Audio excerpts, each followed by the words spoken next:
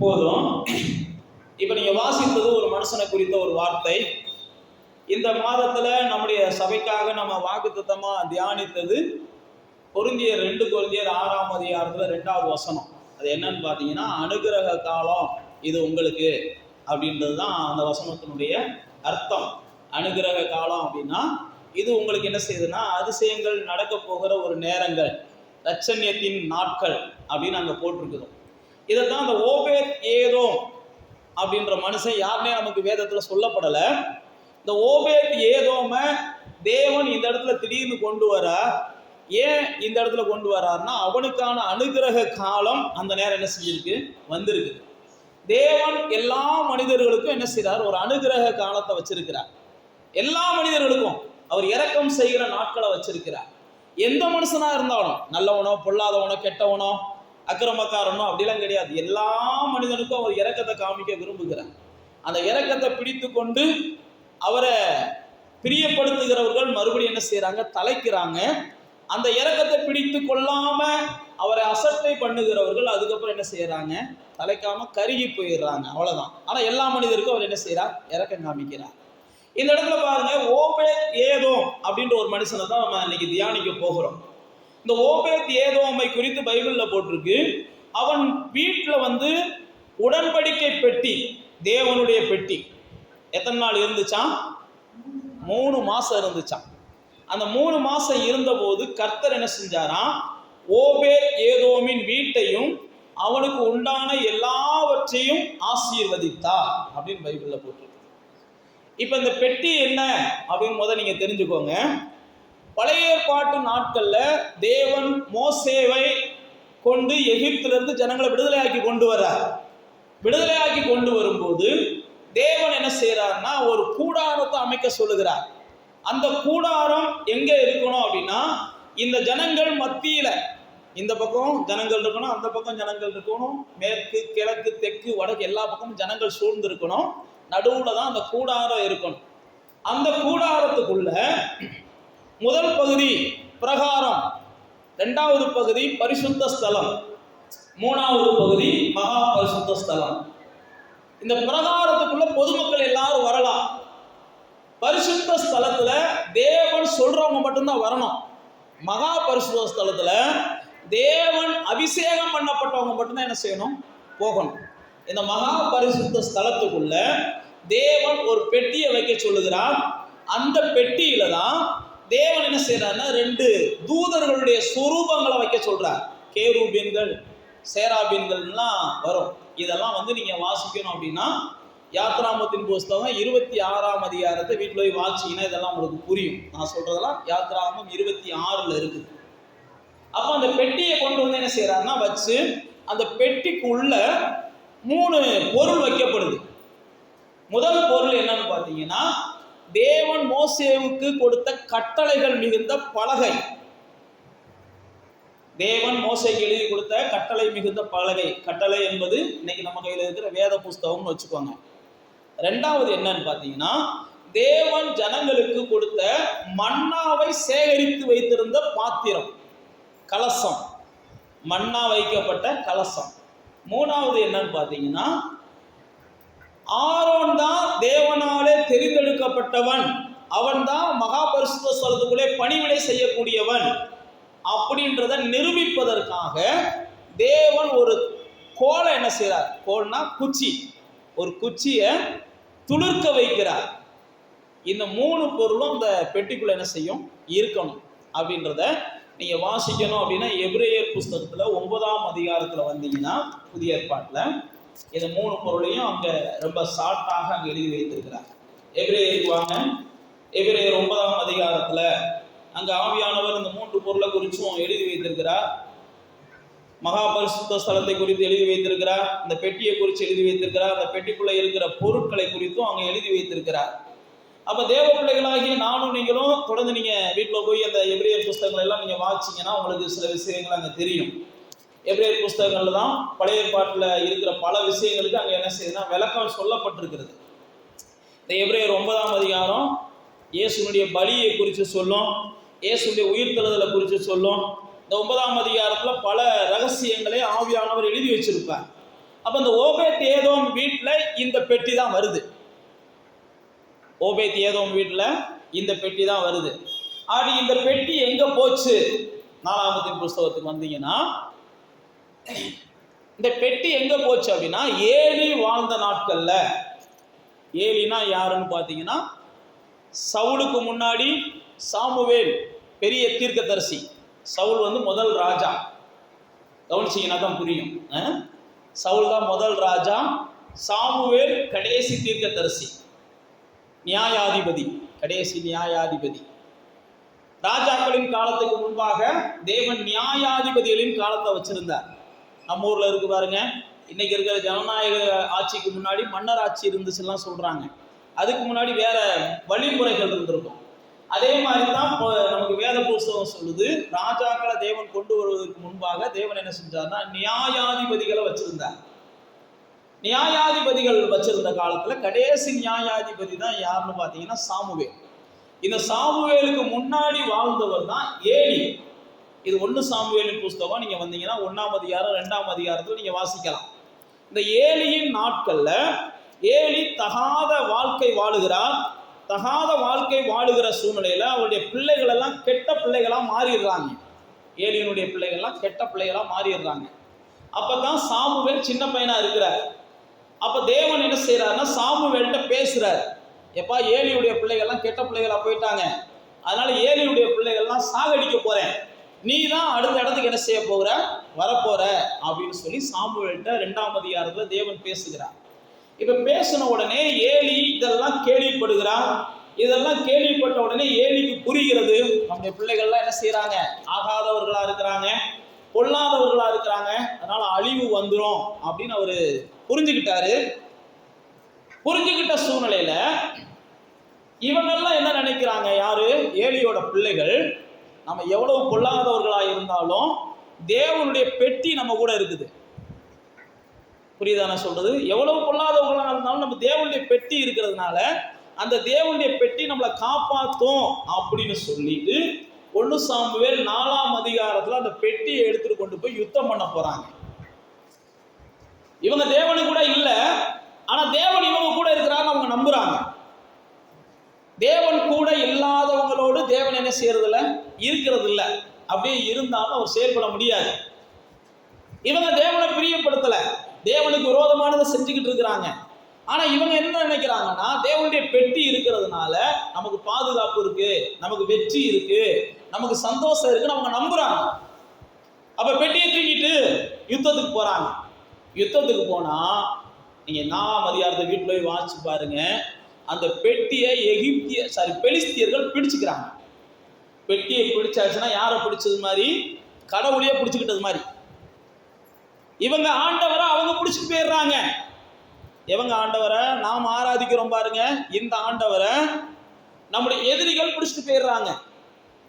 உடனே இத கேள்விப்பட்ட உடனே பைபிள்ல நீங்க 4ஆம் அதிகாரத்தை வாசிச்சு பார்த்தீங்கன்னா, இந்த பெட்டி வந்திருக்குன்னு சொன்ன உடனே எதிரிகள் எல்லாம் மிரளுவாங்க. ஐயோ, இந்த தேவன் எகிப்தியரை அடிச்ச தேவன், இந்த தேவன் வனாந்தரத்துல எத்தனையோ ராஜாக்களை சாகடித்த தேவன், இந்த தேவன் ஜனங்களுக்காக, தன்னுடைய ஜனங்களுக்காக செங்கடலை பிளந்தவர், இந்த தேவனுடைய பெட்டி வந்துருச்சு, நாமெல்லாம் செத்தோன்றான். யாரு? எதிரி. ஆனா இங்க நடந்தது என்னன்னா, அந்த பெட்டியை தூக்கிட்டு வந்தவனுக்கும் தேவனுக்கும் சம்பந்தம் இல்லை. பெட்டியை சுமக்கிறவர்கள் தேவனுக்கு விரோதமானவங்களா இருக்கிறாங்க. அந்த பெட்டியில இருந்து தேவனுடைய மகிமை போயிருச்சு, தேவனுடைய பிரசன்னம் போயிருச்சு. ஆனா அந்த பெட்டியை வச்சுக்கிட்டு சில நேரத்தில் சிலுவையை கழுத்துல தொங்க போட்டிருந்தா போதும், நம்ம சாராயம் குடிச்சாலும் பிரச்சனை இல்லை, கர்த்தர் நம்மளை காப்பாற்றுவாரு, சாத்தான மட்டும் வராதுன்னெலாம் சிலர் மூட நம்பிக்கையை நம்புறாங்க. அப்படிப்பட்ட நம்பிக்கையெல்லாம் ஒரு நாள் அவங்களை என்ன செய்யும், கண்டிப்பா ஏமாத்தும். அப்படிதான் இவங்களும் நம்புனாங்க. இவங்களை ஏமாத்திருச்சு. பைபிள்ல போட்டிருக்கு, தேவனுடைய பெட்டியும் பிடிக்கப்பட்டுருச்சு, இந்த ஆசாரியருடைய பிள்ளைகளும் செத்து போயிடுறாங்க. இதை கேள்விப்பட்ட உடனே ஏலியும் விழுந்து செத்து போயிடுறான். ஒரே நாள்ல அவன் குடும்பத்துல இருக்கிறவங்க எல்லாருமே என்ன செஞ்சிடறாங்க, செத்து போயிடுறாங்க. தேவனுடைய வார்த்தை அப்படிதான் சொல்லுச்சு. இப்ப பெட்டியை கொண்டு போய் யாரு பிடிச்சிட்டு போயிட்டாங்க, பெலிஸ்தியர்கள் பிடிச்சிட்டு போயிட்டாங்க. இங்க பாருங்க, இவங்களோட அந்த பெட்டி இருக்கிறது வரைக்கும் அந்த பெட்டி உயிர் இல்லாத பெட்டியா இருந்துச்சு. யாரோட இருக்கிறது வரைக்கும்? தேவனோட யாருக்கு உறவு இல்லையோ அவங்களோட இருக்கிறது வரைக்கும் அந்த பெட்டிக்கு உயிர் இல்லை. அப்ப தேவனோட உறவு இல்லாதவங்களோட தேவனுடைய வார்த்தை இருந்தாலும் அந்த வார்த்தைக்கு உயிர் இருக்காது. தேவனோட உறவு இல்லாதவங்களோட தேவனுடைய வல்லமை இருக்கிறது மாதிரி இருந்தாலும் அதுக்கு உயிர் இருக்காது. இதெல்லாம் வேதத்தில் நம்ம பார்க்கிறோம். அப்ப தேவனோட உங்களுக்கு உறவு இல்லை, ஆனா நீங்க என்ன நினைக்கிறீங்க? விசுவாச வார்த்தையை பேசுறீங்க. தேவனோட உங்களுக்கு உறவு இல்லை, தேவனை காயப்படுத்துகிற காரியங்களை செய்றீங்க. ஆனா நீங்க என்ன செய்றீங்க? என்னென்னமோ ஆனா ஊனான்னு அலப்பறை பண்றீங்க. அந்த அலப்பறையெல்லாம் கண்டிப்பா உங்களை வெட்கப்படுத்தும். அப்படிதான் பண்ணுச்சாங்க. இன்னைக்கு அநேக கிறிஸ்தவங்க வெட்கப்படுறதுக்கு காரணம் என்னன்னா அவங்க பண்ற அலப்பறை தான்.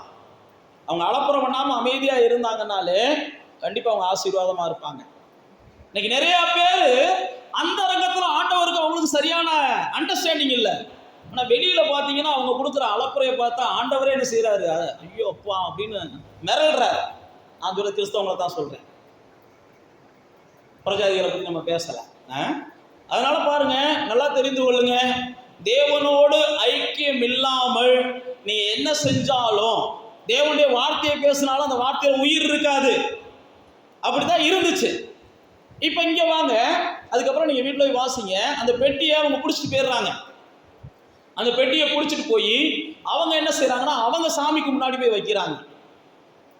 அவங்க சாமிக்கு முன்னாடி வச்சா பைபிள்ல போட்டுருக்கு, அவங்க சாமி கை தனியா உடையுது, கால் தனியா உடையுது. இந்த பெட்டி இவரை வழிபடுகிற ஜனங்களை காப்பாத்தல. ஏன்னா இவரை வழிபடுகிற ஜனங்கள் இவரோடு கூட அன்பா இல்ல, இவரோடு கூட ஐக்கியமா இல்ல. ஆனா இவரை வழிபடுகிறாங்க. ஆனா இந்த ஜனங்களை அது காப்பாத்தல. ஆனா இந்த ஜனங்களை காப்பாத்தல. இந்த பெட்டி என்ன செஞ்சிருச்சு? நான் சொன்ன பாருங்க, அப்படியே கொண்டு போய் அங்க வச்சிடுறாங்க. அவங்க கோயிலில் வச்சா அவங்க கோயிலில் இருக்கிற எல்லாத்தையும் அந்த பெட்டி என்ன செய்யுது? அந்த பெட்டிக்குள்ள இருக்கிற வல்லமை கோயிலில் இருக்கிற சிலையெல்லாம் அடிச்சு உடைக்குது. பைபிளில் வாட்சி பார்த்தீங்கன்னா தெரியும், அந்த சிலையோட தலையே என்ன செஞ்சுச்சான்? துண்டா போய் கிடந்துச்சான்.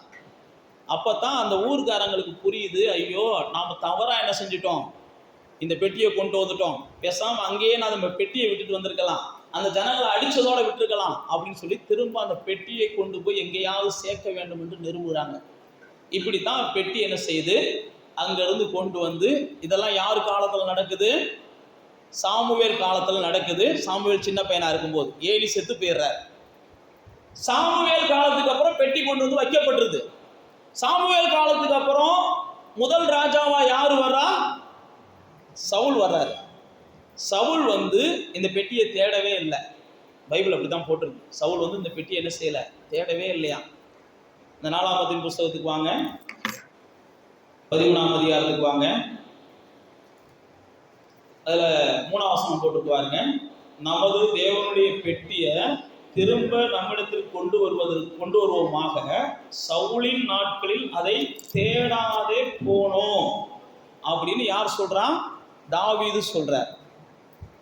நல்லா தெரிந்து கொள்ளுங்க, யாரெல்லாம் தேவ சமூகத்தை வாஞ்சிக்கலையோ, ஏலி நான் சொன்ன பாருங்க, தேவனுடைய சமூகத்தை அவன் அசட்டை பண்ணான், அவன் குடும்பம்லாம் அதுக்கப்புறம் இல்லாம போயிருச்சு. அதே மாதிரி சவுல் தேவனுடைய சமூகத்தை அவன் தேடவே இல்லை. தேவனுடைய சமூகம் அன்னைக்கு வந்து அந்த பெட்டிக்குள்ளதான் இருந்துச்சு. எங்க பெட்டி இருக்கிறாரோ அங்கதான் தேவனுடைய வார்த்தை இருந்துச்சு. அந்த பெட்டிக்குள்ளதான் தேவனுடைய சமூகம் இருந்துச்சு. அந்த தேவ சமூகத்தை சவுல் தேடாததுனால நீங்க சவுளுடைய வாழ்க்கையை வாசிச்சு பார்த்தீங்கன்னா, அவனும் அவனுடைய குடும்பமும் ஒரே நாள்ல செத்தாங்க. அவனுடைய பிள்ளைகளும் அவனும் ஒரே நாள்ல செத்தாங்க, வெட்டப்பட்டு செத்தாங்க. அகால மரணங்கள் வந்துச்சு. நல்லா தெரிந்து கொள்ளுங்க, தேவ பிள்ளைகள் வாழ்க்கையில அகால மரணங்கள் என்ன செய்யக்கூடாது? வரக்கூடாது. தேவ பிள்ளைகள் வாழ்க்கையில அகால மரணங்கள் வருதுன்னா அது கண்டிப்பா நம்ம என்ன செய்யணும்? ஆராய்ச்சி பண்ணி பார்க்கணும், ஏன் வருதுன்னு சொல்லி. தேவ பிள்ளைகள் வாழ்க்கையில இயற்கை மரணம் தான் வரணும். அது இயற்கை மரணமும் பைபிள் பிரகாரம் என்ன போட்டிருக்கோம்னா முதிர் வயதுல தான் என்ன செய்யணும்? வரணும். அகால மரணங்கள் வந்துச்சுனாலே கொஞ்சமாக நம்ம என்ன செய்யணும்? நிதானிக்கணும், ஏன் வருதுன்னு சொல்லி. இந்த சவுளுடைய குடும்பம் முழுவதுமா அகால மரணத்துல மாண்டு போச்சு. நான் தான் மறுபடியும் சொல்றேன், நம்ம தேவனை தேட ஆரம்பிச்சிட்டோம்னா நம்முடைய எந்த ஒரு குற்றத்தையும் தேவன் மன்னிக்கிறார். நம்ம தேவனை தேட ஆரம்பிச்சிட்டோம்னா நம்ம எந்த வகையில சொதப்பி இருந்தாலும் மறுபடியும் அவர் எடுப்பித்து கட்டுகிறார். நம்ம தேவனை தேட ஆரம்பிச்சோம்னா நம்முடைய எல்லா குற்றங்களையும் அவர் மன்னிக்கிறார். வேத புஸ்தகத்துல சிம்சோனை போல பராக்கிரமசாலி யாரும் இல்லை. சிம்சோனை போல பராக்கிரமசாலி யாரும் இல்லை. அவன் சிங்கம் வந்தா சிங்கத்தை பிடிச்சி கிழிச்சு போடுறான். நரியினுடைய வாள்கள்ல தீய வச்சு தீப்பந்தங்களை வச்சு கட்டி காட்டுக்குள்ள விடுறான். பெரிய பெரிய மதில்களையும் பெரிய பெரிய கதவுகளையும் ஒத்த கையில தூக்கி எறிஞ்சிட்டு போறான். ஒரே ஒரு தாடை எலும்ப வச்சு 1000 பேரை அடிச்சு கொள்றான். அவ்வளவு பெரிய பராக்கிரமசாலி. அதுக்கு எல்லாத்துக்குமே காரணம் பைபிள்ல போட்டிருக்கு, அவன் மேல தேவாவியானவர் இறங்கினதுனால அவ்வளவு பெரிய பராக்கிரம காரியங்களை செஞ்சான். தேவன் அவனோடு இருந்ததுனால செஞ்சான். ஆனா அதற்கப்புறம் பாத்தீங்கன்னா பைபிள்ல போட்டிருக்கு, அவன் என்ன செஞ்சான்? ஆகாத சாகவாசங்களை வைத்துக் கொண்டான். பொல்லாத பொம்பளைகளை தேடி போக ஆரம்பிச்சான். அதெல்லாம் பைபிள்ல போட்டிருக்கு. பொம்பளைகள் மடியில போயெல்லாம் படுக்க ஆரம்பிச்சான். தேவனுடைய வல்லமையை ருசித்தவன், தேவனுடைய வல்லமையை வெளிப்படுத்தினவன். ஆனாலும் பைபிள்ல போட்டிருக்கு, அவனை விட்டு அவனுடைய வல்லமை வெளியேறவே இல்லை. தப்பு செஞ்சுக்கிட்டு தான் இருந்தான். அவன் மேல அந்த வல்லமை வெளியேறவே இல்லை. தேவனும் அவனுக்கு அவகாசங்களை கொடுத்து கொண்டே இருந்தார். காப்பாற்றி கொண்டே இருந்தார். எதிரிகள் அவனை பிடிக்காத அளவுக்கு தேவன் எல்லா வகையிலும் அவனுக்கு வல்லமையை கொடுத்து கொண்டே இருந்தார். பாவம் செய்த போதும். ஆனா எப்ப தேவன் இதை செய்யாதன்னு சொன்னாரோ அதை அவன் செய்ய ஆரம்பிச்சான். என்னது? உன்னுடைய பலத்தின் ரகசியம் முடியில இருக்குது. இந்த முடியை மட்டும் என்ன செய்யாத, நீ எடுக்காத. ஏவாள்கிட்ட ஆதாம்கிட்ட சொன்னார் பாருங்க, அந்த பழத்தை மட்டும் என்ன செய்யாத, சாப்பிடாத. அதே மாதிரி தான் சிம்சோனை பார்த்து சொல்றாரு, இந்த முடியை மட்டும் என்ன செய்யாத, சாகிறது வரைக்கும் எடுக்காதன்றாரு. சிம்சோன் என்ன செஞ்சிடறான்? ஒரு அம்மா மடியில படுத்து கிடக்கும்போது, அந்த அம்மாவை குறித்து வேசின்னு போட்டிருக்குது. அந்த அம்மா மடியில படுத்து கிடக்கும்போது இந்த முடியை எடுத்தாச்சுன்னா நானும் என்ன செஞ்சிருவேன், சாதாரணமான ஆளா போயிடுவேன்றான். உடனே அந்த அம்மா தாளாட்டி சீராட்டி அவனுடைய முடியை என்ன செய்யுது, எடுத்துருது. அதுக்கப்புறம் அவன் என்ன செஞ்சிடறான்? எதிரிகள் கையில பிடிக்கப்படுறான். எதிரிகள் அவனை கேவலப்படுத்துறாங்க, எதிரிகள் அவனை வேடிக்கையாக்குறாங்க, எதிரிகள் அவனை வச்சு விளையாடுறாங்க. அது மேல என்ன செய்யறாங்க? நம்ம இந்த சின்ன பிள்ளைகள சில்ல கட்டாண்டியை பிடிச்சி மூக்குக்குடியை போட்டு விளையாடுவாங்க, பார்த்துருப்பீங்களா? துள்ள விட்டு அப்படிலாம் துள்ள விட்டுற மாதிரி விளையாடுறாங்க. அப்பதான் அவனுக்கு புரியுது, சார் நான் எல்லா தவறும் செஞ்சுட்டேன். பைபிளில் போட்டிருக்கு, ஆண்டவரே எனக்கு ஒரு முறை இரக்கம் செய்யுங்கப்பா.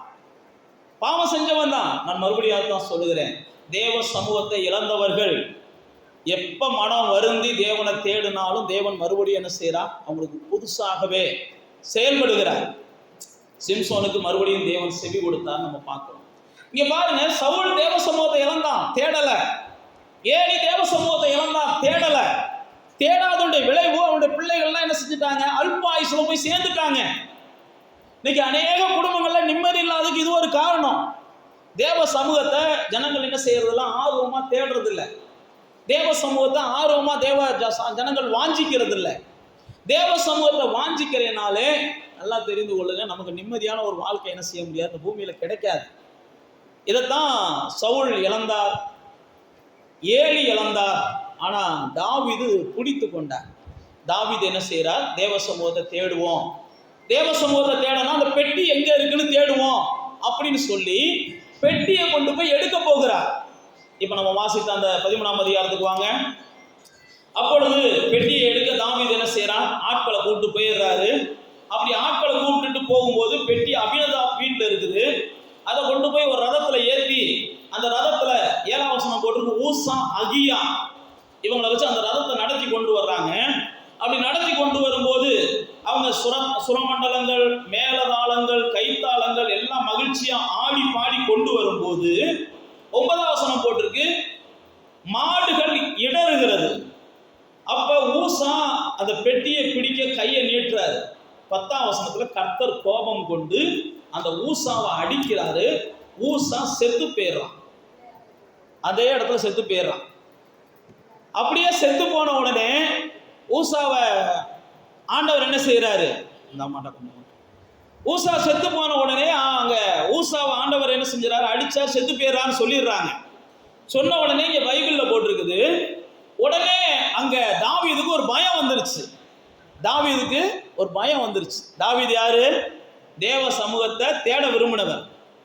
தேவ சமூகத்தை தேட விரும்பினவருக்கு தேவ சமூகத்தை சவுல் தேடல, தேவ சமூகத்தை ஏலி தேடல. ஆனா இவன் தேவ சமூகத்தை தேட விரும்புறார்.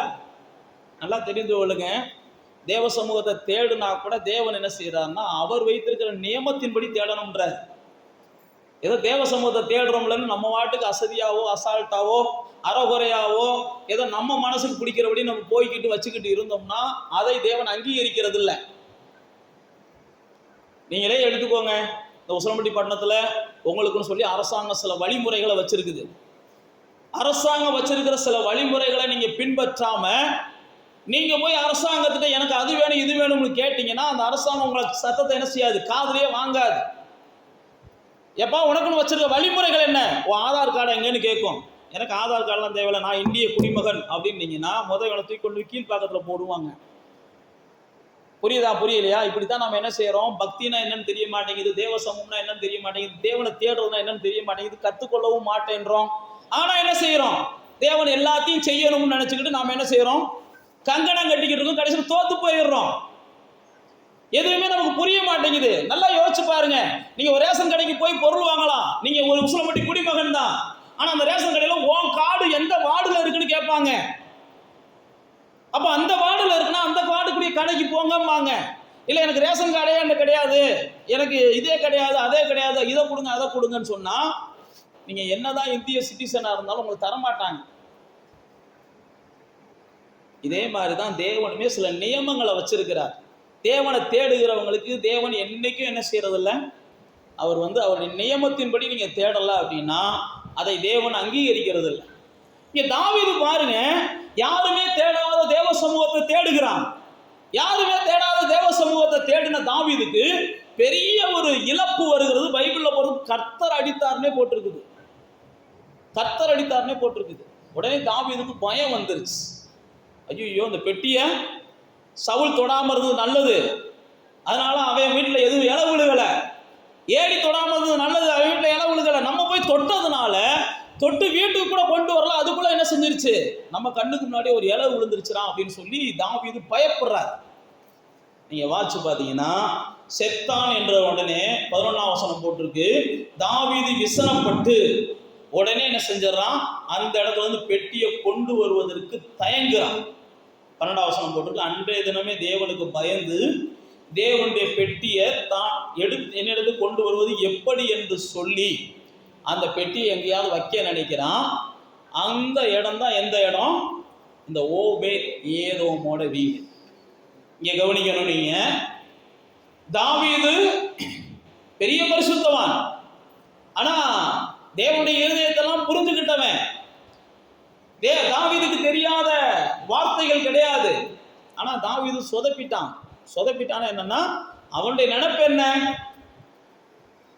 நாத்தான் தீர்க்கதரிசி தாவீதை பார்த்து சொல்லுவாரு, என்ன சொல்லுவாரு, கர்த்தர் உன் கூட இருக்கிறாருப்பா, உனக்கு தோன்றதெல்லாம் செய்ப்பாம்பாரு. தாவீது என்ன செய்ய விரும்புவாரு, தோன்றதெல்லாம் செய்யினா நம்ம சொல்ற மாதிரிலாம் இல்லை. தோன்றதெல்லாம் செய்யணும், ஒரு நாளைக்கு என்ன செய்யணும், மோடியோட இடத்துல நான் உட்காந்து பார்க்கணும், ஒரு நாளைக்கு நான் ஸ்டாலினோட இடத்துல உட்காந்து பார்க்கணும், நம்ம தோன்றதெல்லாம் செய்யணும், அப்படித்தான் நம்ம நினைப்போம். தாவீது மனசுல என்ன தோண்டுச்சு, கர்த்தருக்காக நல்ல ஆலயத்தை கட்டணும்னு அவனுடைய இருதயத்துல தோண்டுச்சு. உடனே நாத்தான் சொல்றாரு, உன் இருதயத்துல தோன்றி இருக்கிறது நல்ல செய்தி தான், கர்த்தர் வேற உன் கூட இருக்கிறாரு, தோன்றதெல்லாம் செய்யின்றாரு. உடனே கர்த்தர் என்ன செய்யறாரு, இங்கே வேற தோன்றதெல்லாம் செய்யறதுக்கு அவனுக்கு நான் அனுமதி கொடுக்கல, இந்த ஆலயத்தை கட்டுறதுக்கு இன்னொருத்தன் வருவான், இவன் வேலை கிடையாது, இவனை பேசாம இருக்க சொல்லுன்றாரு. புரியுதா நான் உங்களுக்கு சொல்றது? ஆண்டவர் சில நேரம் நம்ம நல்ல விஷயத்துக்கு தானே செய்யறோம் அப்படின்னு நீங்க செய்யறது கூட ஆண்டவருக்கு விரோதமான செயலா போயிடும். ஆண்டவர் நம்மளை என்ன செய்ய சொல்றாரோ அதை நம்ம செய்யணும். நம்ம வாட்டுக்கு என்ன செய்யக்கூடாது, நமக்கு தோன்றதெல்லாம் செய்யக்கூடாது. அடுத்தவங்க நம்மளை செய்ய சொல்றாங்கன்றதுக்காக நம்ம செய்யக்கூடாது, இவங்க நம்ம செய்ய சொல்றாங்கன்றதுக்காக நம்ம செய்யக்கூடாது. ஆண்டவர் நமக்கு என்ன செய்ய சொல்றாரு, நல்ல விஷயமா கூட இருக்கலாம். இங்க பாருங்க, இப்படிதான் தாவீதுக்கு தோணுச்சு, நல்ல விஷயம்தான், இந்த பெட்டியை கொண்டு வந்துருவோம்னு தோணுச்சு. ஆனா தாவீதுக்கு தோன்ற விஷயம் நல்ல விஷயமா இருந்தாலும் நியமத்தின்படி, தேவன் சொல்லியிருக்கிற நியமத்தின்படி அந்த பெட்டியை அவர் தொடலை. இப்ப இந்த ஓபேத் ஏதோம் யார் பாருங்க, நான் தான் உங்களுக்கு சொன்னேன், இது ஒரு அனுகிரகமாய் கிடைத்த பாக்கியம். யாருக்கு? இந்த ஓபேத் ஏதோமுக்கு கிடைச்ச பெரிய பாக்கியம். என்ன பாக்கியம் கிடைச்சிச்சுன்னா, அந்த அடிச்ச பெட்டி, யார் முறை தவறி நடந்தார்களோ, யார் தேவனுடைய வசனத்திற்கு உட்பட்டு நடக்காம தேவனை சேவிக்க நினைச்சாங்களோ அவங்கள அடிச்ச அதே பெட்டி ஓபேத் ஏதோம் வீட்டுக்கு வந்த உடனே அவனை என்ன செஞ்சிச்சு? ஆசீர்வதிக்க ஆரம்பிச்சிருச்சு. அவனை ஆசீர்வதிக்க ஆரம்பிச்சிருச்சு. எல்லாரும் பயந்தாங்க இந்த பெட்டியை வீட்டுக்குள்ள கொண்டு வர்றதுக்கு. ஆனா ஓபேத் ஏதோம் மட்டும் என்ன செய்யல? பயப்படவே இல்லை. தேவனுடைய பெட்டி தானப்பா, என் வீட்டுக்குள்ள வர்றதுக்கு என்ன? தேவனை தானே நான் என் வீட்டுக்குள்ள கொண்டு வர்றதுக்கு என்ன? சில நேரத்துல இந்த சாமியை கும்பிட்டதுனால இந்த ஊர்ல இவன் இப்படி போயிட்டியான், இந்த கோயிலுக்கு போனதுனால இந்த ஊர்ல அவன் அப்படி போயிட்டியான்லாம் அவங்ககிட்ட சிலர் சொல்லுவாங்க. அப்படிலாம் நீங்க சொல்லும் போது உடனே என்ன செஞ்சிடணும்? அவங்களாம் எப்படி தேடினாங்களோ எப்படி போயிட்டு போறாங்க. ஆனா நான் என் தேவனை முறையா தேடுனா நான் நல்லா இருப்பேன். முறை தவறி தேடினா தான் நானும் நாசமா போவேன். சில வீடுகள்லாம் அப்படி சொல்லுவாங்க, சில ஊர்களெல்லாம் சொல்லுவாங்க, இந்த சாமியை கும்பிட்டதுனால அந்த குடும்பம் இப்படி போயிருச்சு, அந்த சாமியை நம்ம சாமியை விட்டு போனதுனால இந்த குடும்பம் இப்படி போயிருச்சுலாம் சொல்லுவாங்க. நான் மறுபடியும் சொல்லுகிறேன், முறை தவறி நீங்கள் தேவனை தேடுனா கண்டிப்பாக உங்களுடைய வாழ்க்கையில் நீங்கள் என்ன செய்யணும்? நிறைய விளைவுகளை அறுக்கணும். இங்கே பாருங்க, ஓபேத் ஏதோம் தேவனுடைய பெட்டி தான் வீட்டுக்குள்ளே வருவதற்கு முழுவதுமாக அவன் என்ன செஞ்சான்? சம்மதிச்சான். தாவீது பயந்தான். இந்த ஓபேத் ஏதோம் சம்மதிச்சான். ஓபேத் ஏதோம் அப்படின்னா அதுக்கு என்ன அர்த்தம்னு பார்த்தீங்கன்னா, ஓபேத் என்பவர்னா பணிவிடைக்காரன் அப்படின்னு அர்த்தம். ஏதோம் அப்படின்னு சொன்னா, ஏதோம் என்கிறது ஏசா வம்சவழியில வந்தவங்களையும் குறிக்கும். சிவப்பு நிறம் உள்ளவர்கள் அப்படின்னு அர்த்தம். இப்ப இந்த ஓபேத் ஏதோமுடைய அந்த பேருக்கு முன்னாடி கித்தியனாகிய அப்படின்னு ஒண்ணு போட்டிருக்குது. கித்தியன் அப்படின்னு ஒண்ணு போட்டிருக்குது. இவங்க யாருன்னு பார்த்தீங்கன்னா, கித்தியன் அப்படின்னு சொல்லி தாவீதோட நண்பர்கள்ல ஈசா அப்படின்னு ஒருத்தர் இருப்பான், அவனும் கித்தியன் தான். அதே மாதிரி தாவீது அடைக்கலமாய் சவுலுக்கு பயந்துக்கிட்டு ஒரு ராஜாட்ட போவான், ஆகீஸ். 30ஆம் அதிகாரம் 1 சாமுவேல். அவனும் கித்திய தேசத்தினுடைய ராஜா தான். இந்த கித்தியன் அப்படின்றது ஒரு பகுதியோட பேரு. கித்தியனாகிய ஊசா, இங்கே வாங்க, நம்ம ஓபேத் ஏதோம் இங்கே வாங்க. இந்த ஓபேத் ஏதோம் அவனுடைய பேர் பணிவிடைக்காரன். அவன் யாருக்கு பணிவிடை செய்கிறவன். ஆனா தேவன் எப்ப இவன் வீட்டுக்குள்ள வந்தானோ அதுக்கப்புறம் இவன் என்ன செஞ்சானா, தேவனுக்கு பணிவிடை செய்கிறவனா மாறிடுறான். இது வரைக்கும் யாருக்கு வேணாலும் பணிவிடை செஞ்சான். ஒருவேளை இவனுடைய பெயர், இவனுடைய சூழ்நிலை இவனை ஏழ்மையா வச்சிருந்த மாதிரி இருந்துச்சு. இவனுடைய பெயர், இவனுடைய சூழ்நிலை எல்லாமே இவனுக்கு சாதகம் இல்லாம இருந்துச்சு. எப்ப கர்த்தருடைய பெட்டி இவன் வீட்டுக்கு வர ஆரம்பிச்சிச்சோ, கர்த்தருடைய சன்னதி இவனுடைய வீட்டுக்கு வர ஆரம்பிச்சிச்சோ, கர்த்தருடைய சமூகம் எப்போ இவன் வீட்டுல தங்க ஆரம்பிச்சிச்சோ, அதுக்கப்புறம் தான் இவன் வீட்டுல என்ன செய்ய ஆரம்பிச்சிச்சு? ஆசீர்வாதங்கள் பொங்க ஆரம்பிச்சிச்சு. உங்க வீட்லயும் என் வீட்லயும் ஆசீர்வாதம் பொங்கணும் அப்படின்னா கர்த்தருடைய சமூகம் நம்ம வீட்டுல என்ன செய்யணும்? தங்கணும். கர்த்தருடைய சமூகத்தை நாம நாள்தோறும் தேடணும். நம்முடைய குடும்பத்துல தேவ பிரசன்னத்தை எப்பயும் நம்ம என்ன செய்யணும்? கொண்டு வருவதற்கு முயலணும். தேவனுடைய பிரசன்னம் நம்மளை சுத்தி எப்பயும் இருப்பதற்கான செயல்களை நம்ம தேடணும். தேவனுடைய பிரசன்னத்தை எப்பயும் பாதுகாத்துக் கொள்வதற்கும் தேவனுடைய பிரசன்னத்தை நாம் பெருக்குவதற்கும் நாம் எடுக்கிற முயற்சி தான் நம்முடைய வாழ்க்கையில ஆசீர்வாதத்தை பெருக்கும். தேவனுடைய பிரசன்னம் ஒரு வீட்டுல இல்லை அப்படின்னா அங்க இயற்கையான ஆசீர்வாதமும் இருக்காது, ஆன்மீக ஆசீர்வாதமும் இருக்காது, உலக பிரகாரமான ஆசீர்வாதமும் இருக்காது, பரலோக ஆசீர்வாதமும் இருக்காது. தேவ பிரசன்னம் எங்க இருக்குதோ அங்கதான் உலக பிரகாரமான ஆசீர்வாதமும் இருக்கும், பரலோக ஆசீர்வாதமும் இருக்கும். தேவ பிரசன்னத்தை இந்த ஓபேத் ஏதோம் கொண்டு வந்த உடனே அவனுடைய எல்லாமே மாறுது. அவன் அடையாளம் மாறுது, அவன் பேரு மாறுது. அவனை பார்க்கிற எல்லாரும் பாக்கியவான்களாக பார்க்க ஆரம்பிக்கிறாங்க. அவங்கள பார்க்கிற எல்லாரும் ஆசீர்வதிக்கப்பட்டவங்களா பார்க்க ஆரம்பிக்கிறாங்க. அப்ப தேவ பிரசன்னம் தான். நீங்க எந்த அளவுக்கு தேவ பிரசன்னத்துல வாழ்றீங்களோ, எந்த அளவுக்கு தேவ பிரசன்னத்தை நீங்க வாஞ்சிக்கிறீங்களோ, எந்த அளவுக்கு தேவ பிரசன்னத்தை உங்க வீடுகள்ல தங்க வைப்பதற்கும் உங்க உள்ளத்துல தங்க வைப்பதற்கும் நீங்க போராடுறீங்களோ, அதுதான் உங்க வாழ்க்கையில பல வகையான ஆசீர்வாதங்களை என்ன செய்யும்? பெருக பண்ணும். தேவ பிரசன்னம் இல்லாம தேவ பிள்ளைகளுக்கு ஆசீர்வாதம் இல்லை. தேவன் உங்க கூட இருந்தா தான் உங்களுக்கு ஆசீர்வாதம். இங்க பாருங்க, இந்த ஓபேத் ஏதோம் மனிதர்களுக்கு பணிவிடை செய்து கொள்ற அளவுக்கு ஏழ்மையான நிலைமையில் இருந்தவன். ஆனா தேவனுடைய ஆசீர்வாதம் அவன் வீட்டுக்குள்ள பெருக ஆரம்பிச்ச உடனே நீங்க வேதத்துல வாசிச்சு பார்த்தீங்கன்னா தாவீது ராஜா அதை கேள்விப்படுறான். ஏன்னா சாதாரண வீட்டுல பெட்டியை வச்ச உடனே அந்த ஆசீர்வாதம் பெருகுதா? சாதாரண வீட்டுல தேவனுடைய பெட்டி இருந்தோடனே ஆசீர்வாதம் பெருகுதா? இந்த பெட்டியை எப்படியாவது நம்ம தேசத்துக்கு கொண்டு வரணும்னு நினைக்கிறேன். அந்த வீட்டில் இருக்கிற அந்த பெட்டியை நம்ம தேசத்துக்கு கொண்டு வரணும். ஏன்னா நம்முடைய தேசம் ஆசீர்வாதமா இருக்கணும்னா அந்த பெட்டி அவசியம். நம்முடைய தேசம் வெற்றியா அடுத்தடுத்து வெற்றி தரமா நம்ம வாழணும்னா அந்த பெட்டி அவசியம். அடுத்து நம்முடைய தேசம் எல்லா வகையிலும் தொல்லை இல்லாம இருக்குன்னா அந்த பெட்டி அவசியம் அப்படின்னு தாவீது உணர்கிறான். இப்ப வாங்க 14ஆம் அதிகாரத்துக்கு வாங்க. இப்ப இந்த சூழ்நிலையில தாவீது 14ஆம் அதிகாரத்துல ஒரு பெரிய வெற்றியை பார்க்கிறார். பெட்டி இல்ல, ஆனால் ஒரு பெரிய வெற்றியை பார்க்கிறார். வெற்றியை பார்த்ததுக்கு அப்புறமும் தாவீதுக்கு தூக்கம் வரல. தாவீதுக்கு ஏன் தூக்கம் வரலன்னா, அந்த பெட்டி நம்ம வீட்டுக்கு வந்ததுக்கு நம்ம தூக்கிட்டு வரலாம்னு நினைச்சா நம்ம வீட்டுல ஒருத்தர் செத்து போயிட்டான். ஆனா அதே பெட்டி அந்த ஓபேத் ஏதோம் வீட்டுல வச்ச உடனே அந்த வீட்டுல இருக்கிறவங்க எல்லாம் ஆசீர்வாதமா இருக்கான். என்னடா செய்யறது அப்படின்னு சொல்லி யோசிக்கும் போது தான் அவனுக்கு புரியுது, அந்த பெட்டியை மாட்டு வண்டியில ஏற்றி கொண்டு வரக்கூடாது. தேவன் அந்த பெட்டியை மாட்டு வண்டியில ஏற்றி கொண்டு வருவதற்கு அனுமதிக்கல. லேவியர்களை வைத்து தான் அந்த பெட்டியை சுமக்கணும். 15ஆம் அதிகாரம் 13ஆம் வசனத்தை வாசிங்க.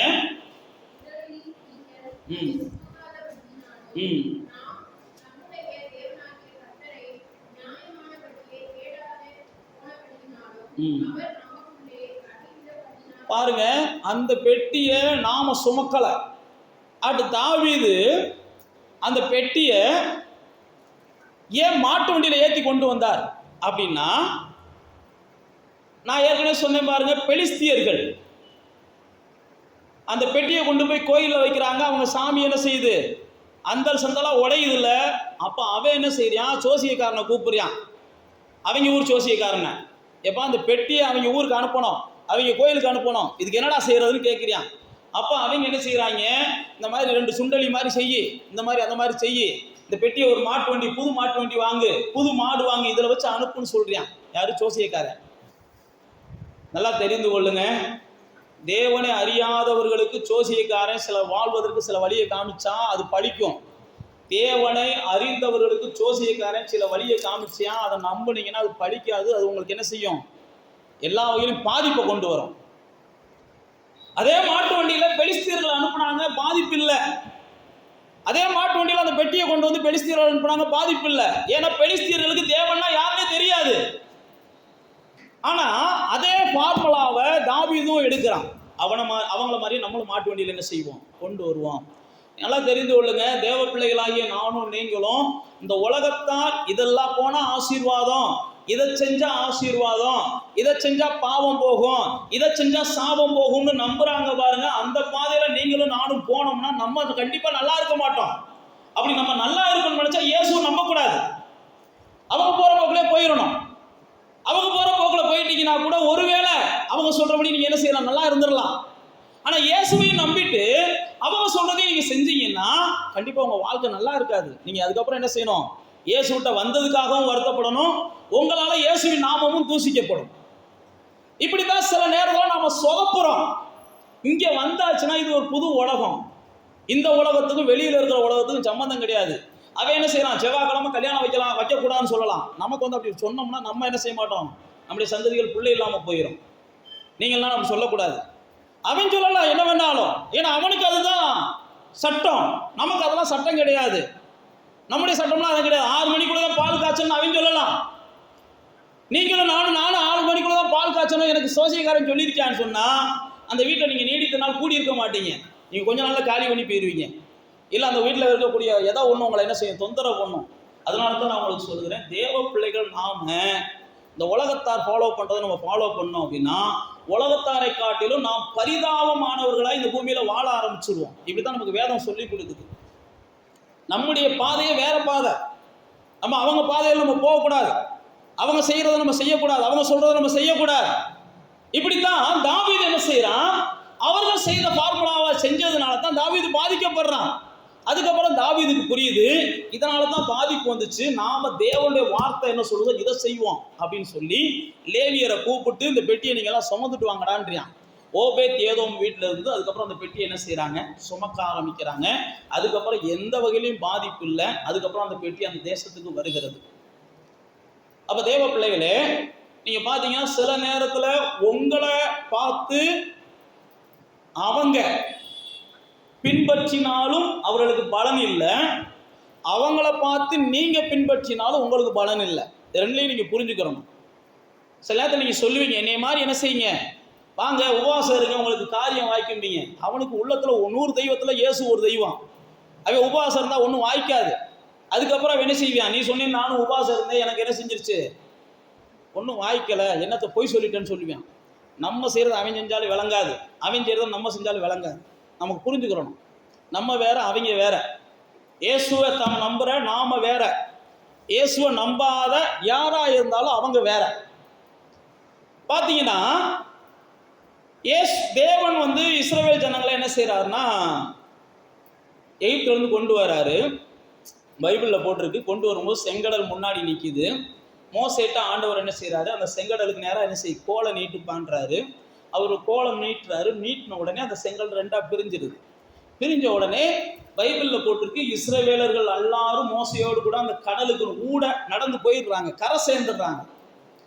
ஆனால் பார்வோன் ரதங்களோடும் குதிரைகளோடும் அவன் என்ன செஞ்சானா, இவங்க போனதுபடியே நம்மளும் அந்த கடலுக்குள்ள ஓடி போயிடுவோம்டா, அவங்க போறாங்கல்ல, அவங்கள போல நம்மளும் ஓடிடுவோம் ஓடினாங்கலாம்.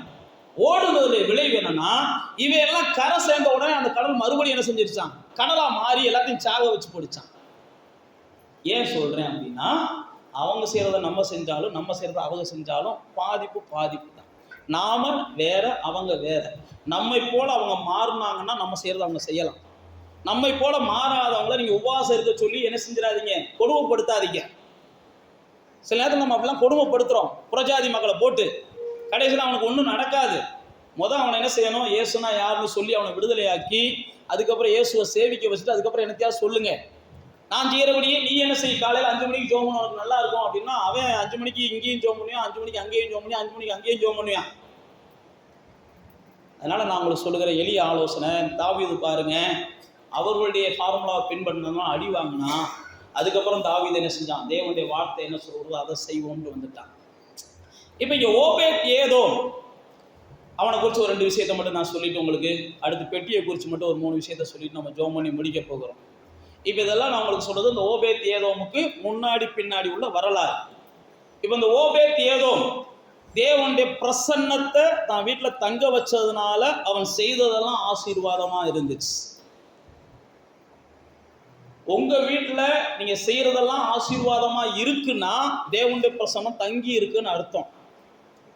இல்ல பாஸ்டர், நாங்கள் செய்யறதெல்லாம் ஆசீர்வாதமா இல்லை, நாங்கள் செய்யறதெல்லாம் ஒரே குழப்பமா இருக்கு, ஒரே குழப்பமா இருக்கு அப்படின்னா நான் மறுபடியும் சொல்லுகிறேன், தேவனுடைய பிரசன்னத்தை நீங்க என்ன செய்யுங்க, உங்க வீட்டுக்குள்ள கொண்டு வருவதற்கு முயற்சி பண்ணுங்க. தேவனுடைய பிரசன்னம் வீட்டுக்குள்ள வரணும், அதுக்கு நான் என்ன செய்யணும் முயற்சி பண்ணுங்க. தேவனுடைய பிரசன்னம் வந்தா தான் நீங்க செய்யறதெல்லாம் ஆசீர்வாதமா இருக்கும். ஓபேத் ஏதோமுடைய முதல் செயல். 2வது, தேவனுடைய பிரசன்னத்தை விரும்புகிற நீங்க என்ன செய்யணும் அப்படின்னா, பயப்படக்கூடாது.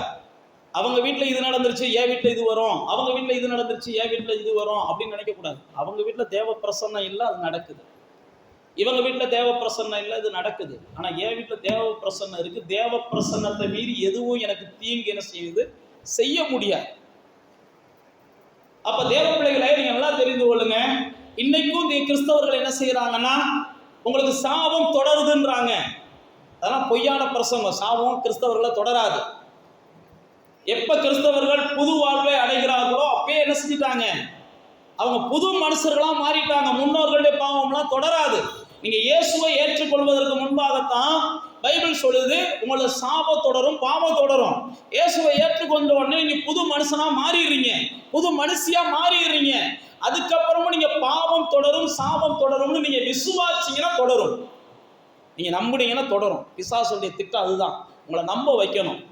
உங்க பாவம் தொடருது, உங்க சாபம் தொடருது, உங்களை பாவம் தொடருது, உங்க சாபம் தொடருது அப்படின்னு உங்களை நம்ப வைக்கணும். நம்புனீங்கன்னா எதுவுமே என்ன செய்யும், உங்களுக்கு நடக்கும். ஆனா நீங்களும் நானும் நம்பக்கூடாது. என் பாவம் தொடராது, நான் முழுவதுமாக பாவத்துக்கு நீங்களாகி விட்டேன், சாபம் என்னை தொடராது, சாபத்துக்கு நீங்களாகி விட்டேன். இங்க பாருங்க, இப்படித்தான் பயப்படக்கூடாது. சில நேரத்தில் மந்திரவாதம் என்னை சேதப்படுத்தாதுன்னு நீங்க நம்பணும். எந்த மந்திரவாதமே என்னை சேதப்படுத்தாது, எந்த பில்லி சூனியமே என்னை சேதப்படுத்தாது. நான் மறுபடியும் சொல்றேன், மந்திரவாதம் என்னை சேதப்படுத்தும் நீங்க நம்புனீங்கன்னா மந்திரவாதம் உங்களை சேதப்படுத்தும். பில்லி சூனியங்களை என்னை சேதப்படுத்தும் நீங்க நம்புனீங்கன்னா பில்லி சூனியங்கள் உங்களை சேதப்படுத்தும். நீங்க நம்ப கூடாது. அதைத்தான் நான் உங்களுக்கு சொல்றேன். ஓபேத் ஏதோம் இந்த பெட்டியை வீட்டுக்குள்ள வந்துச்சுன்னா என் வீட்டுல சாவு வரும்னு நான் நம்பல. இந்த பெட்டியை வீட்டுல இருந்துச்சுன்னா எனக்கு ஆசீர்வாதம் தான் நம்பினேன். கண்ணுக்கு முன்னாடி சாவு வந்துருந்துச்சு. அப்ப தேவ பிள்ளைகள், தேவ பிரசன்னத்தை விரும்புகிற நீங்க அடுத்து என்ன செய்யக்கூடாது, எதுக்கும் பயப்படக்கூடாது. அடுத்து இந்த ஓபேத் ஏதோம் என்ன செஞ்சார் அப்படின்னா, பைபிள்ல போட்டிருக்கு, அவன் தேவனுக்கு பணிவிடை செய்கிறவனாக மாறிவிட்டான். மனுஷனுக்கு பணிவிடை செஞ்சோம்டா, அந்த மனுஷனால நமக்கு ஒரு பிரயோஜனம் இல்லை. இந்த தேவன் நம்மளை ஆசீர்வதிக்க ஆரம்பிச்சிட்டார். இனிமேல் இந்த தேவனுக்கு நம்ம என்ன செய்வோம், பணிவிடை செய்வோம்னு சொல்லி ஓபேத் ஏதோமை குறித்து வாசிச்சு பார்த்தீங்கன்னா, அவன் பணிவிடை செய்கிறவனாகவும் இசை கலைஞனாகவும் 15ஆம் அதிகாரம் 18ஆம் வசனத்துல வாசிச்சு பார்த்தீங்கன்னா, 15ஆம் அதிகாரம் 18ஆம் வசனத்துல பைபிள்ல போட்டிருக்கு, ஓபேத் ஏதோம் இவங்கெல்லாம் வந்து வாசல் காக்கிற இடத்துல நிக்கிறாங்க. வாசல் காக்கிற இடத்துல, தேவனுடைய ஆலயத்தை காக்கிற இடத்துல நிக்கிறாங்க. அதே 15ஆம் அதிகாரம் 21ஆம் வசனத்துல வாசிச்சு பார்த்தீங்கன்னா, ஓபேத் ஏதோம் எல்லாம் பாடி சுரமண்டலங்களை வாசிக்கிறாங்க. பாடி சுரமண்டலங்களை வாசிக்கிறாங்க அப்படின்னு பைபிள்ல போட்டிருக்கு. இதுக்கப்புறம் நீங்க 16ஆம் அதிகாரத்துக்கு வந்தீங்கன்னா, 16ஆம் அதிகாரத்துல ஓபேத் ஏதோம் அந்த 37ஆம் வசனம் போட்டிருக்கு. 37ஆம் வசனத்துல ஓபேத் ஏதோம் அவனுடைய சகோதரர்களாகிய 68 பேரையும் வைத்துக் கொண்டு என்ன செஞ்சானா, தேவ சமூகத்துல காவல் காக்கிறவர்களாகவும் இசை வாசிக்கிறவர்களாகவும் இருந்தான். அப்போ ஓபேத் ஏதோம் தன்னுடைய குடும்பம் முழுவதையும் தேவனுக்கு சொந்தமா மாத்திடுறான். 68 பேர் பைபிள் அப்படிதான் போட்டிருக்கு. 68 பேர் ஓபேத் ஏதோம். எதை வச்சு? ஓபேத் ஏதோம் மேல வந்த ஆசீர்வாதம் அவங்க குடும்பத்தை எல்லாம் தேவனை பின்பற்றுகிறவர்களா மாத்துச்சு. உங்க மேல தேவனுடைய ஆசீர்வாதம் தங்குச்சுன்னா தான், தேவனுடைய ஆசீர்வாதம் உங்க மேல பெருகினா தான் உங்க குடும்பத்தில் இருக்கிறவங்களை எல்லாம் தேவனுக்கு சேவை செய்கிறவர்களா மாற்றும். தேவ செய்கிறவங்களா மாற்றும். அப்ப சேவை செய்கிறவர்களாக தங்காம மாத்தாது. இப்ப பாருங்க, நான் சொல்ல பாருங்க, ஓபேத் ஏதோம் மேல இருந்த அவங்க வீட்டுல பெறுகிற ஆசீர்வாதத்தை தாவீது பார்த்து அந்த பெட்டியை தேட ஆரம்பிக்கிறான். அப்போ உங்க மேல ஆசீர்வாதம் இருக்கணும், உங்க குடும்பத்துல ஆசீர்வாதம் இருக்கணும், உங்க வீட்டுல சமாதானம் இருக்கணும், உங்க வீட்டுல சுகம் இருக்கணும், உங்க வீட்டுல நன்மைகள் பெருகினாத்தான் உங்களை சுற்றிலும் இருக்கிற ஜனங்கள் அந்த தேவனை தேடுவோம்னு என்ன செய்வாங்க, தேடி வர வைப்பாங்க, வருவாங்க. உங்க குடும்பத்துல இருக்கிறவங்கலாம் மனம் திரும்புவாங்க. நீங்க எப்பயுமே சந்தோஷமா இருக்கணும், எப்பயுமே நீங்க சுகமா இருக்கணும், எப்பயுமே நீங்க மகிழ்ச்சியா இருக்கணும், எதையும் நீங்க நினைச்சு பயப்படக்கூடாது. ஓபேத் ஏதோம் வீட்டுல அதுதான் பார்க்கிறோம். 68 பேரும் தேவ சமூகத்துக்கு வந்துடுறாங்க, தேவனை சேவிக்கிறவங்களா மாறிடுறாங்க. அப்போ ஓபேத் ஏதோம்ட்ட நாம கற்றுக்கிறது ஒன்னே ஒண்ணு, அவன் தேவ பிரசன்னத்தை வாஞ்சான், எதையும் பயப்படாம இருந்தான், அவன் குடும்பத்தெல்லாம் அவன் ஆதாயம் பண்ணான். இப்ப பெட்டிக்குள்ள வாங்க. இப்ப பெட்டிக்குள்ள இருந்த 3 பொருள் சொன்னேன், ஞாபகம் இருக்கா? துளிர்த்த கோல், மண்ணா வைக்கப்பட்ட பாத்திரம், கற்பலகை, இது 3 உள்ள இருந்துச்சு. இது 3 தான் தேவ பிரசன்னம். இது 3 தான் தேவ பிரசன்னம். இதைத்தான் நம்ம பிதா குமாரன் பரிசுத்த ஆவின்னு சொல்லுகிறோம். இந்த 3 இருந்தா தான் தேவ பிரசன்னம் இருக்கும். பிதாவை மாத்திரம் ஒரு குரூப்பு கும்பிடுறோம்ன்றான், இன்னொரு குரூப்பு என்னென்னமோ சொல்லிட்டு வர்றான். அந்த மாதிரி குரூப்பெல்லாம் தேவ பிரசன்னத்தை இழந்த குரூப்புக. அப்படியா அந்த ஆளுகள்லாம் நம்ம என்ன செய்யக்கூடாது, வீடுகளில் ஏற்றக்கூடாது, அவங்களோட எல்லாம் போய் உட்காந்து சாமி மூடக்கூடாது. பிதா குமாரன் பரிசுத்த ஆவியானவர், இதைத்தான் ஆதியிலிருந்து தேவன் நமக்கு வலியுறுத்தி கொண்டே வருகிறார். இந்த 3 குறித்து நான் உங்களுக்கு ரொம்ப சிம்பிளா சொல்லி முடிக்கிறேன். முதலாவது நீங்க தெரிஞ்சுக்கோங்க, தேவனுடைய வார்த்தை. தேவனுடைய வார்த்தையை நீங்க எந்த அளவுக்கு கேட்குறீங்களோ, தேவனுடைய வார்த்தையை எந்த அளவுக்கு தியானிக்கிறீங்களோ, தேவனுடைய வார்த்தையை எந்த அளவுக்கு அபியாசப்படுத்துறீங்களோ அந்த அளவுக்கு தான் தேவ பிரசனம் உங்க வாழ்க்கையில பெருகும். தேவனுடைய வார்த்தை இல்லாம தேவ பிரசனம் என்ன செய்யாது, ஒரு மனுஷனுடைய வாழ்க்கைக்கு வரவே செய்யாது. தேவனுடைய வார்த்தையில தான் பைபிள்ல போட்டுக்கு ஜீவன் இருக்கிறது. அந்த வார்த்தையை கொண்டு தான் தேவன் நாம் பார்க்கிற எல்லா பூமியையும் படைத்தார். அந்த வார்த்தை தான் இயேசுவாக மாம்சமாகிச்சு அப்படின்னு யோவான் தன்னுடைய நிருபத்தில் எழுதும்போது, சுவிசேஷத்தில் எழுதும்போது எழுதுகிறார். அப்போ முதலாவது, நானும் நீங்களும் தேவ பிரசன்னத்தை எப்பயும் நம்முடைய உள்ளத்துக்குள்ள வைக்கணும் அப்படின்னா அவருடைய வார்த்தையை அதிகமா என்ன செய்யணும்? சிந்திக்கணும், பேசணும். அவருடைய வார்த்தையை அதிகமா தியானிக்கணும். அதுதான் சங்கீதக்காரன் சொல்லும்போது சொல்றா, இரவும் பகலும் அவருடைய வார்த்தையின் மேல தியானமா இருக்கிற மனுஷன் பாக்கியவான். அவன் செய்யறதெல்லாம் வாய்க்கும். கர்த்தருடைய வார்த்தையின்படி நீங்க தியானமா இருக்கணும். கர்த்தருடைய வார்த்தை இல்லாம உங்களுக்கு வெற்றி இல்லை அப்படிதான் பைபிள்ல நமக்கு போட்டிருக்கு. கர்த்தருடைய வார்த்தையை நீங்க பேசாம, கர்த்தருடைய வார்த்தையை நீங்க சிந்திக்காம, கர்த்தருடைய வார்த்தையை நீங்க கேட்காம, கர்த்தருடைய வார்த்தைக்கு நீங்க இடம் கொடுக்கல அப்படின்னா உங்க வீட்டுல பிரசன்னம் இருக்காது. பிரசன்னம் வேணும் அப்படின்னா கர்த்தருடைய வார்த்தையை நீங்க கீழ்ப்படியணும். கர்த்தருடைய வார்த்தையை நீங்க கவனிக்கணும். கர்த்தர் சொல்லுகிற வார்த்தையை நீங்க என்ன செய்யணும்? தியானிக்கணும். கர்த்தருடைய சொல்லுகிற வார்த்தையின்படி நீங்க நடக்கணும். தேவ பிரசன்னத்தை கொண்டு வர முடியும். ரெண்டாவது, மண்ணா வைக்கப்பட்ட பாத்திரம் அப்படின்னா என்னன்னா, கர்த்தர் செய்த அதிசயங்களை ஒருபோதும் மறக்கக்கூடாது. கர்த்தர் நமக்கு செஞ்ச உபகாரங்களை மறக்கக்கூடாது. அதுதான் சங்கீதக்காரன் 103 சொல்றான், என் ஆத்துமாவே கர்த்தரை சோத்தரி. தெரியுதா தெரியலையா? அவர் செஞ்ச எந்த ஒரு உபகாரத்தை என்ன செஞ்சிடாத, மறந்துடாத. அப்ப தேவ பிரசன்னம் உங்க வீட்டுல தங்கணும் அப்படின்னா அவர் செஞ்ச நன்மையை நீங்க மறக்கக்கூடாது. அவர் என்ன நன்மை செஞ்சாருன்னு கேள்வி கேட்டீங்கனாலே உங்க பிரசன்னத்தை நீங்க இழக்கிறீங்கன்னு அர்த்தம். அவர் எனக்கு என்ன நன்மை செஞ்சார் அப்படின்னு கேள்வி கேட்டீங்கனாலே உங்க பிரசன்னத்தை நீங்க இழக்கிறீங்க. அவர் எனக்கு செய்திருக்கிற நன்மைகள் என்னென்ன அப்படின்னு நீங்க யோசிச்சு பார்த்தீங்கனாலே உங்களுக்குள்ள பிரசன்னம் பெருக ஆரம்பிச்சிடும். ஆண்டவர் எனக்கு செய்த நன்மைகள் என்னென்ன, ஆண்டவர் என்னை பாவத்திலிருந்து, சங்கீதம் 103 தான் சொல்றான், உன் பாவங்களை மன்னிச்சிட்டாரு, அக்கிரமங்களை மன்னிச்சிட்டாரு, உன் நோயை குணமாக்கிட்டாரு, உனக்கு வாழ வயதை கொடுக்குறாரு, உன்னை நன்மையினால நிரப்புறாரு. இதெல்லாம் 103 சங்கீதத்தில் அவன் சொல்லுகிறத பார்க்கும். அப்ப தேவன் செய்த அதிசயங்களை நினைக்கிறவர்களுடைய உள்ளத்துல பிரசன்னம் தங்கும். தேவன் செய்த நன்மைகளை நினைக்கிறவங்க உள்ளத்துல பிரசன்னம் தங்கும். தேவன் செய்த நன்மைகளை யாரெல்லாம் நினைச்சாங்க? நீங்க வேதத்துல வாசிச்சு பார்த்தீங்கன்னா, ஆபிரகாம் எங்க போனாலும் தேவனுக்கு பலிபீடம் கட்டினான். ஈசாக்கு தேவனை தொழுது கொள்ளுகிறவனா இருந்தான். யாக்கோபு தேவனை எல்லா இடங்களையும் விசுவாசிக்கிறவனா இருந்தான். யோசேப்பு தேவனுக்கு பயப்படுகிறவனா இருந்தான். நீங்க வாசிச்சு பாருங்க, யாக்கோபு சொல்லுவான், ஆண்டவரே இதுவரைக்கும் நீ என்னை நடத்தி வந்ததுக்கு நான் பாத்திரன் அல்ல, நீ எனக்கு ஏராளமான நன்மை செஞ்சிருக்கிறீங்க, நான் வெறுங்கையா இருந்தேன், எனக்கு பரிவாரங்களை கொடுத்துருக்கிறீங்க அப்படின்னு யாக்கோபு சொல்லுவான். மோசேயை எடுத்தீங்கன்னாலும் அவனை அப்படித்தான் சொல்லுவான். தாவீது எடுத்தீங்கனாலும், ஆண்டவரே இதுவரைக்கும் நீ எனக்கு செஞ்சதுக்கு நான் எம்மாத்திரம் தான். அப்ப என்னன்னா, யாரெல்லாம் ஆண்டவர் செஞ்ச நன்மைகளை நினைக்கிறாங்களோ, யாரெல்லாம் ஆண்டவர் செஞ்ச நன்மைகளை நினைக்கிறாங்களோ அவங்களுக்கு தான் அடுத்தடுத்து நன்மை நடக்கும். யாரெல்லாம் ஆண்டவர் செய்கிற அதிசயங்களை நினைக்கிறாங்களோ அவங்களுக்கு தான் அடுத்தடுத்து அதிசயம் நடக்கும். அதுதான் பிரசன்னம் அவங்களுக்கு தான் தங்கி இருக்கும். நீங்க ஆண்டவர் செஞ்ச நன்மையை நினைச்சா தான் உங்களுடைய உள்ளத்துல தேவ பிரசன்னம் தங்கி இருக்கிறத உணர முடியும். மூணாவது, மண்ணாவை, அது கோல், துளிர்த்த குச்சி. அந்த குச்சி எதை குறிக்குது அப்படின்னா ஆண்டவருடைய உயிர்த்தெழுதலை குறிக்குது. ஆண்டவருடைய உயிர்த்தெழுதல். ஆண்டவர் உயிர் தெழுந்ததுனால தான் இன்னைக்கு நமக்கெல்லாம் அவர் என்ன செய்கிறார்? இரட்சகராக இருக்கிறார். அவர் உயிர் தெழுந்ததுனால தான் அவர் பலமாய் ரூபிக்கப்பட்ட தேவகுமாரனாக இருக்கிறார். அப்போ நீங்களும் நானும் என்ன செய்யணும்னா அவருடைய உயிர் தெழுதலை விசுவாசிக்கணும். நாமும் ஒரு நாள் உயிர் தெழுவோம்ன்ற நிச்சயம் நமக்கு இருக்கணும்.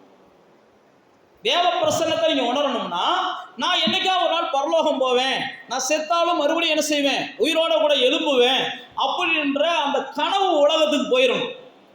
எனக்கு ஒரு உலகம் இருக்குது, எனக்கு ஒரு வாழ்க்கை இருக்குது, எனக்கு ஒரு அங்கே ஒரு என்ன செய்யுது, பெரிய ராஜ்யம் இருக்குது, நான் வாழ போகிற இடம் வேற. தேவ பிரசன்னத்தை நீங்கள் உணரணும் அப்படின்னா, உயிர் தெழுந்த இயேசுவோடு நானும் என்ன செய்ய போகிறேன்? வாழப் போகிறேன்.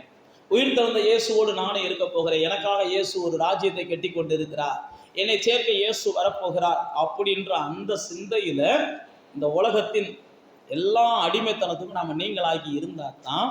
நீங்கள் பார்த்தீங்கன்னா அந்த கோலை குறித்து நான் உங்களுக்கு சொல்லுகிறேன். என்னாகமத்தின் புஸ்தகத்தில் ஒரு பிரச்சனை வருது. மோசையின் காலத்தில் ஒரு பிரச்சனை வந்த உடனே அந்த பிரச்சனை என்னன்னு பார்த்தீங்கன்னா, 12 கோத்திரம் இருக்கிறாங்க. 12 கோத்திரமும் ஏன் நாங்கள்லாம் போகக்கூடாதா மகா பரிசுத்த ஸ்தலத்துக்குள்ள, நாங்கள்லாம் போகக்கூடாதா தேவனுக்கு சேவை செய்ய அப்படின்னு சொல்லி போராடுறாங்க. அப்போ தான் தேவன் என்ன செய்கிறாருன்னா, மோசைட்டு என்ன செய்கிறாரு, இப்போ 12 பேரையும் பேர் எழுதி அவன் வந்துட்டு ஒரு குச்சியை வாங்கிட்டு வா, 12 பேருடைய குச்சியையும் கொண்டு போய் சமூகத்தில் வைங்க. அந்த 12 பேர் குச்சியில நாளைக்கு காலையில் எவன் குச்சி பூத்து குலுங்கி அது ஒரு வகையான பசுமையை வெளிப்படுத்துதோ அவன் தான் தேவனுக்கு சேவை செய்யணும். அவன் தான் தேவனால் தெரிந்து கொள்ளப்பட்டவன், அவன் தான் தேவனால் என்ன செஞ்சப்பட்டவன், அபிஷேகம் பண்ணப்பட்டவன் சொல்லி ஆண்டவர் என்ன செய்கிறார், மோசேட்ட பேசுறார். பைபிளில் போட்டிருக்குது. அதேபடி அன்னைக்கு என்ன செஞ்சான், லேவி கோத்திரத்தினுடைய கோல் துளிர்த்ததான். இதே மாதிரி தான் அநேக புனிதர்கள் வந்திருக்கலாம், அநேக பரிசுத்தவான்கள் இருந்திருக்கலாம். ஆனால் வேதம் நமக்கு சொல்லுது இயேசு நாமம் மட்டும்தான் பைபிளில் போட்டிருக்கு. அது இன்மைக்கும் மறுமைக்கும் மேலானது. எல்லா மனிதர்களும் தேவனிடத்தில் சேர்வதற்கு தேவனால் கொடுக்கப்பட்டது. எல்லா மனிதர்களும் பாவம் மன்னிப்படைவதற்கு கொடுக்கப்பட்டது. எல்லா மனிதர்களும் பரலோகத்துக்கு வருவதற்கு கொடுக்கப்பட்ட ஒரே ஒரு நாமம் இயேசுவினுடைய நாமம் மட்டும்தான். அதனால தான் நீங்களும் நானும் இயேசுவின் உயிர்த்தெழுதலை எப்பயுமே என்ன செய்யணும், விசுவாசிக்கணும். நான் ஆராதிக்கிற தேவன் மரித்தவர் அல்ல, அவர் மரித்தும் சதா காலமும் உயிரோடு இருக்கிறேன்னு சொல்றார். ஏசு அப்படிதான் சொல்றார், நான் மரித்தேன் ஆனால் சதா காலம் நான் என்ன செய்யறேன், உயிரோடு இருக்கிறேன். அப்ப தேவ பிரசன்னத்தை உணர்கிறவர்கள், உணர விரும்புகிறவர்கள், என் தேவன் உயிரோடு இருக்கிறார்ன்றதை முதல் என்ன செய்யணும், உணரணும். யோபு சொல்லுவார் பாருங்க, என் தேவன் என்ன செய்யறா, உயிரோடு இருக்கிறார். அப்ப தேவ பிள்ளைகளே, இந்த ஓபேத் ஏதோம் வீட்டுல தேவ பிரசன்னம் தங்கினதுக்கு முதல் காரணம் நான் உங்களுக்கு சொன்னேன் பாருங்க. அவன் என்ன செஞ்சான், தேவனுடைய வார்த்தைகளை அவன் கனம் பண்ணினான். ரெண்டாவது, தேவனுடைய அதிசயங்களை அனுதினமும் நினைச்சு பார்த்து அவருக்கு நன்றி செலுத்தினான். மூணாவது, என் தேவன் உயிரோடு இருக்கிறார் அப்படின்ற விசுவாசத்தோடு இருந்தான். இந்த மூணும் தான் அவன் வீட்டில் பிரசன்னத்தை தங்க வச்சிச்சு.